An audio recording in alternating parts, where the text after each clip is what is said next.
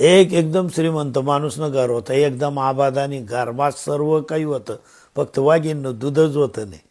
आणि असा घरमा हाय भली मोठी 6-7 पोतासनी बाजरीनी कणगी होती. आणि ती कणगी मा एक उंदीर राहे बाजरी मा. ते शेजारला एक गरीब न घर होतं, तर ते गरीब न घर काय खावालेच काही नाही, तरी उंदरे पार कधी मागेत. बारीक उंदीर होता एकदम, घरमा बी खावाल काही नाही, घरना बाहेर निघणं, एक तर मांजरनी बी भीती.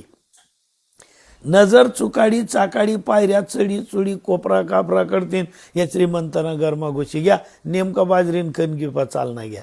आणि बाजरीने कणगी घ्या, ती कणगीला असं एक बारीक ओल होतं, आणि बरोबर त्या ओलमईन उडी मार दिली.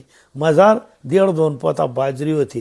बाजरीना दाणा खायला लागणार, त्याला वाटणं मजा बटणे. आणि वर देख बाजूले हाय दांड का गबऱ्या उंदीर बटेल यांनी देख. आणि मग आऊ म्हणे राम राम म्हणे दादा. तो उंदीर बी म्हणे राम राम म्हणे. खाऊ कुठं राहतात? काही नाही, तुमना घरमा शेजारीच राहतात, पण आमना घरमा खावलालेच काही नाही म्हणे. तब्येत एकदम खराब होई गी, मालकलेच खावाल काही नाही, माल काही राही म्हणे. तसं बागी मांजरले घाबरत आटलो म्हणू ऐकणगी मग उडी मारी. घाबरू नको म्हणे, ताण नको लिहू, आटे आपणच 2 जणचे, तुले पटी तिथलं काय, आटे कोणीच बोलणार नाही. जवळ लटक ना येऊ बारीक उंदीर.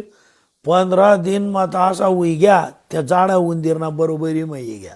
आणि त्यालाच म्हणा लाग्या बोलाव म्हणे, तू ना कितला 1-2 हात होईत जाऊ दे म्हणे. तो म्हणे शानपणानं करू, जरचा नियम बन राय, खाय पे गप्पा गोष्टी जायात. आणि मग सांगायला लागणार त्याला म्हणे जाऊ दे म्हणे बा, ते घर बाई बी एकलीच आहे, दाखाला 2 पोरे आहेत, मांजरी न्याऱ्या गरमा गुत जातील, त्यासनं कायचे काही नाही, मी ताटे आनंद म्हणजे म्हणे. तो म्हणे अरे राय म्हणे आणखी 2-4.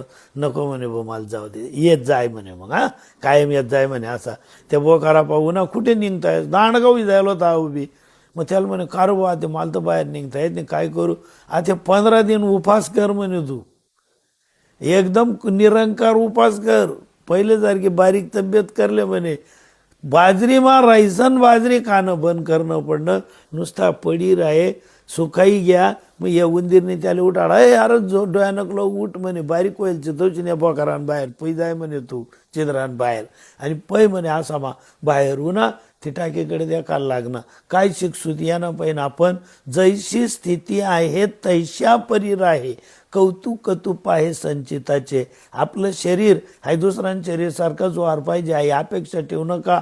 जे शरीर आपलं आहे ना, त्यानावर प्रेम करा आणि त्यानं मैन मार्ग काढा. जय सीताराम.